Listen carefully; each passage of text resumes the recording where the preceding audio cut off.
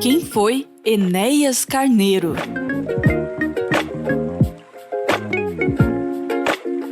Enéas Carneiro gostava de repetir que sempre foi não apenas um bom aluno, mas o melhor aluno. Foi o primeiro da turma em todas as séries do primário. Foi o primeiro da turma em todas as séries do ginásio. Na escola de sargentos do Exército, se formou no topo. E passou em primeiro lugar na Faculdade Fluminense de Medicina. Eu tenho uma arrumação cromossomial específica razoável. Traduzindo para o público, isso quer dizer que eu não tenho burrice congênita. Incurável. Eu aprendo razoavelmente. Não era uma opinião só dele. Quando disputou as eleições presidenciais pela terceira vez em 1998, um levantamento do Datafolha revelou que Enéas era visto pelo eleitorado como alguém inteligente e brilhante. Nessa ocasião, extraordinariamente, ele cultivou a modéstia. Disse para o jornal Folha de São Paulo: "Não é um atributo pelo qual eu tenha mérito nenhum. Foi Deus quem me deu. É como beleza física. Ninguém tem mérito por ser bonito." Enéas dizia ter lido milhares de livros e dezenas de milhares de trabalhos científicos, em campos que iam de estruturalismo, geopolítica e macroeconomia a lógica, epistemologia e cibernética, passando por filosofia, paleantropologia e astrofísica, sem falar em medicina. O político profissional é um especialista em generalidades. Não sabe absolutamente nada, coisa nenhuma em profundidade. É realmente semi-analfabeto. Aprendeu a trocar favores, a mentir sempre como regra de sobrevivência política. O meu nome é Enéas. Enéas Ferreira Carneiro nasceu em 1938 em Rio Branco, no Acre, mas só foi registrado muitos anos depois em Belém do Pará. A família era pobre. O pai, barbeiro, morreu quando ele tinha 9 anos de idade. A mãe era dona de casa.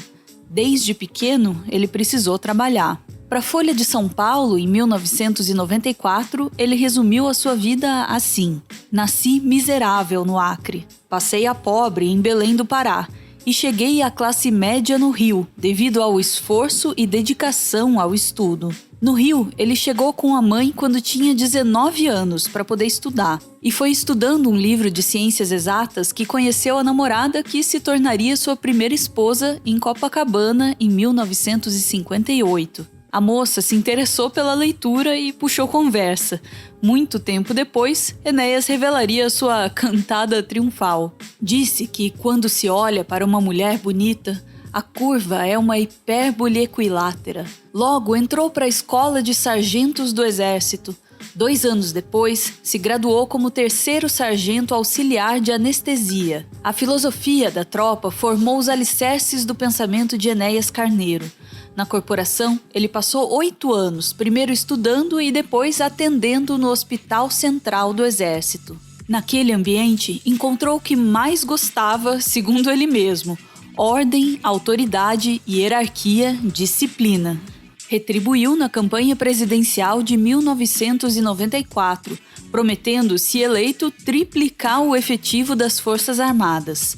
Ao mesmo tempo, tentava se afastar dos militares quando o assunto era a ditadura. No próprio manifesto de fundação do seu partido, o PRONA, de 1989, Enéas dizia que a ditadura não foi um período de felicidade para o povo brasileiro. Ele explicou melhor em uma entrevista para o Roda Viva em 1994. Lamentavelmente, o regime militar esqueceu-se de uma coisa fundamental, que é a formação do cidadão, o investimento no homem. Segunda falha, o regime militar asfixiou a imprensa.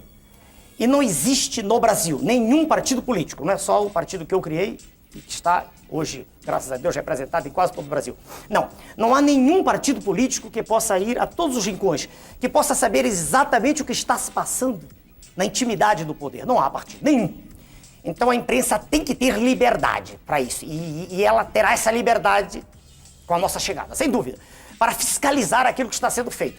Na eleição seguinte, em 1998, Ele subiu a aposta e fez a sua famosa defesa da bomba atômica no horário eleitoral. Sou o único candidato a presidente que tem coragem de dizer que o Brasil precisa construir a bomba atômica.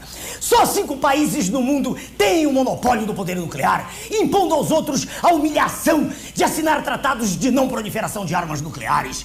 É preciso construir a bomba, não para jogar a bomba em ninguém, mas sim para evitar que alguém jogue a bomba aqui, como os Estados Unidos fizeram com o Japão em 1945. Se o Japão tivesse a bomba, ninguém se atreveria a ter destruído Hiroshima e Nagasaki. Meu nome é Enéas.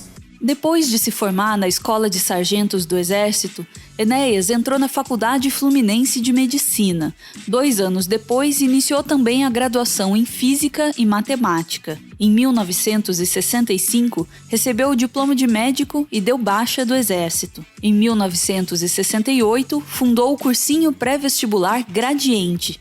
Ali, deu aulas de Física, Química, Matemática, Biologia e até Português. Em 1969, começou a especialização em cardiologia e em 1975 se tornou mestre pela Universidade Federal do Rio de Janeiro. Publicou o livro O Eletrocardiograma, que por muito tempo foi referência na área. Nos anos seguintes, ele se dedicou a praticar e lecionar cardiologia. Até que, em 1989, seu gosto pela ordem e sua convicção de que o Brasil era uma baderna quase inominável se traduziram em uma nova sigla de nome pomposo, o PRONA, Partido de Reedificação da Ordem Nacional.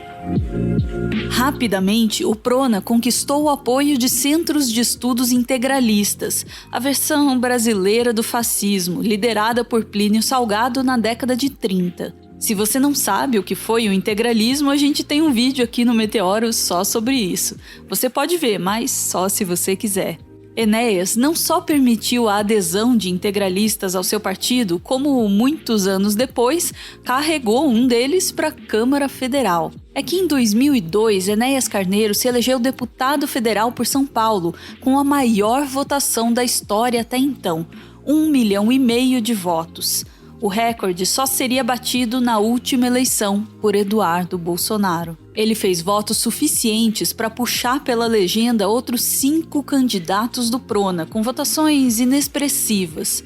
Entre eles, o médico mineiro Elimar Máximo Damasceno, integralista notório que tinha obtido apenas 454 votos. Essa imprensa podre que defende interesses escusos, antinacionais, chamou-me de nazista e fascista, porque eu luto a favor da minha pátria, porque eu defendo a ordem, a disciplina, o respeito aos símbolos nacionais, as forças armadas, os valores cristãos, que são universais, enfim, porque eu defendo tudo aquilo que a humanidade levou milênios para construir e que eles tentam agora desesperadamente destruir. É por isso que a imprensa me ataca, porque ela tem medo da verdade. Meu nome é Enéas. Na hora de falar sobre suas referências políticas, Enéas citava homens centralizadores e autoritários. Eles iam de Fidel Castro a Getúlio Vargas, passando por Winston Churchill. Todos, segundo ele, por terem personalidade forte e serem homens de coragem. Vargas, inclusive, seria um símbolo da defesa do direito nacional. Em uma entrevista para a BBC Brasil, o historiador e pesquisador da PUC do Rio Grande do Sul, Odilon Caldeira Neto, falou sobre essa aparente confusão. De fato, em diversos momentos, Enéas Carneiro elogiava a filosofia marxista, ainda que criticasse sobretudo a burocracia e o controle dos meios de produção e a experiência histórica oriunda da Revolução Soviética. Para construir o PRONA, Enéas dizia ter investido cerca de $50 mil ao longo de 10 anos. Funcionou. Ele conseguiu o partido, mas perdeu a terceira esposa, a subprocuradora do Ministério Público Militar, Adriana Lorandi. Para a revista Isto é Gente, ele explicou: ela não aguentou. Torrei todo o meu patrimônio, uns imóveis e joias, porque queria construir o PRONA. No mesmo texto, a ex-mulher dá a sua versão. Adriana Lorandi diz: minha casa virou um escritório. Queria uma vida normal para nossa filha, que nasceu pouco depois. Enéas Carneiro teve 3 filhas, com 3 mulheres diferentes. Defendia uma ferrenha pauta moral e não gostava muito que se tocasse em assuntos da sua vida privada.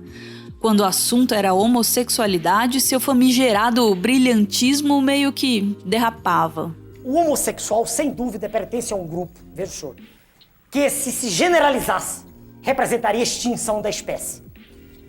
2 homossexuais... Isso o senhor fala com base em estudos do senhor? Meu Deus, os dois homossexuais têm espermatozoides, não têm óvulos. É impossível haver reprodução, por favor. Isso é curso primário, não é ginásio, nem universidade. O homossexual é um ser humano, como qualquer outro. Ser humano, que merece respeito, merece educação, merece escola, quer dizer, educação, merece hospital, merece tudo.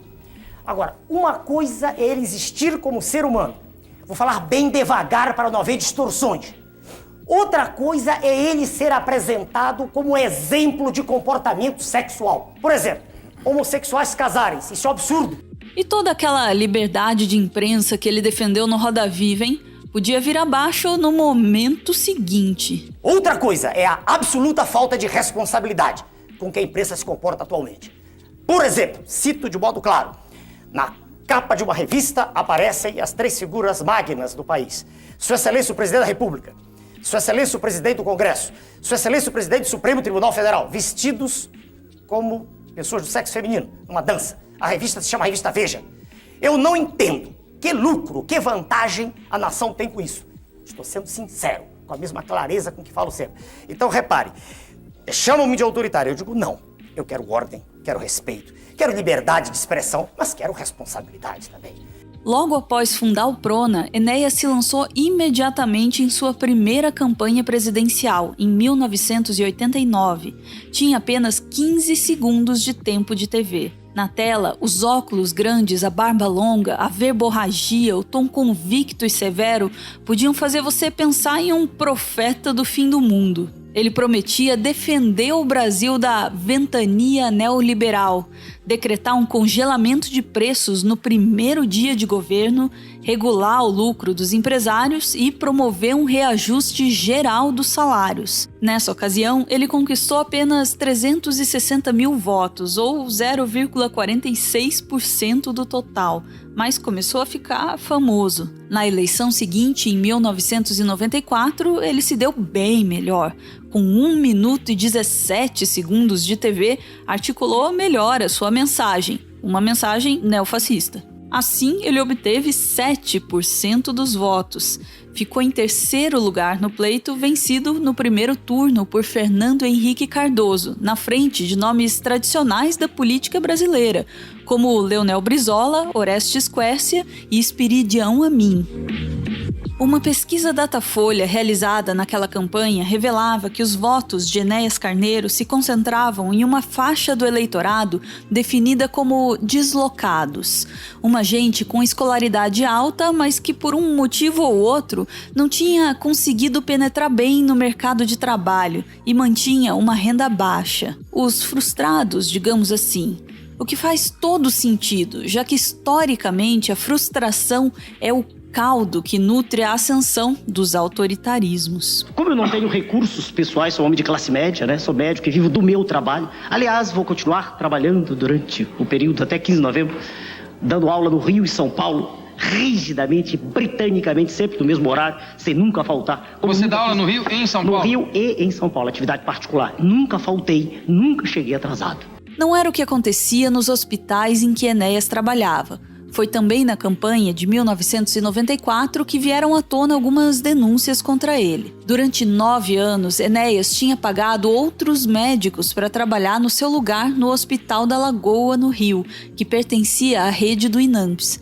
Assinava apenas o ponto e assim contava tempo para aposentadoria, mesmo sem dar as caras. Em outro estabelecimento, o Hospital do Câncer, Enéas tinha sido posto em disponibilidade em 1990 por excesso de faltas nos 10 anos anteriores. Em 1997, a Folha também revelou que quem queria se candidatar a deputado estadual pelo Prona, em São Paulo, precisava comprar uma vaga para concorrer. Os potenciais candidatos eram obrigados a adquirir 700 cartilhas, publicadas pela editora de propriedade de Enéas, num valor de R$7 mil. O Enéas foi um homem do futuro, né? que nós perdemos a chance de dar-lhe o devido tratamento que ele merecia. A admiração de Jair Bolsonaro por Enéas Carneiro não é eventual, é consistente. Em 2017, quando ainda era deputado federal, ele apresentou com o filho Eduardo um projeto de lei para incluir Enéas Carneiro no livro de aço dos heróis da pátria. Lá estão nomes como Tiradentes, Zumbi dos Palmares, Dom Pedro I, Santos Dumont, Chico Mendes, Getúlio Vargas e Heitor Villa-Lobos. Bem antes, em 2005, Bolsonaro e Enéas fizeram juntos uma viagem a Roraima, estado que tem uma grande parte do território ocupada por indígenas. Na volta, o discurso dos dois estava afinado. A região dada para os índios dá para eles andarem durante 600 anos. Eles nem conhecem a região. Tudo isso está altamente programado por um poder alienígena monstruoso que tem interesse, isso sim, nas jazidas riquíssimas que estão no subsolo brasileiro. Em 2006, a aprovação da cláusula de barreira pelo Congresso ameaçava acabar com o PRONA. O partido, então, se fundiu com o PL, o Partido Liberal, do então vice-presidente de Lula, José Alencar. Surgiu o PR, o Partido da República. Naquele mesmo ano, Enéas se reelegeu deputado federal, enquanto tratava uma leucemia. Antes de começar a quimioterapia, tinha raspado a barba, sua marca registrada. Ele morreu em 2007, aos 68 anos, em casa, depois de ser desenganado pelos médicos. Para o historiador Odilon Caldeira, em entrevista à BBC, Enéas nunca foi exótico, como muitos gostariam de definir. Incorporava, sim, um discurso com raízes no fascismo e no Estado Novo de Getúlio Vargas.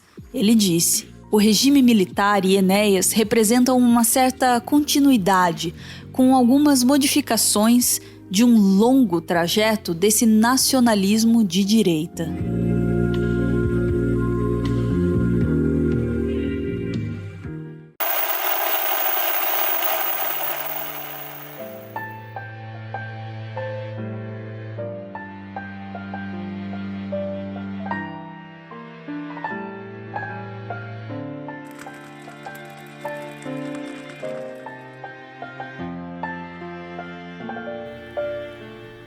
Muito obrigado por ver esse vídeo até o final. O Meteoro é mantido graças a uma campanha de financiamento coletivo. Quem participa aparece aqui no finalzinho para receber o nosso agradecimento e para homenagear quem ama. Hoje a gente recebe aí a foto do Matheus e da Amy, que mostram pra gente os gatinhos Margot e Arthur, representando toda a família.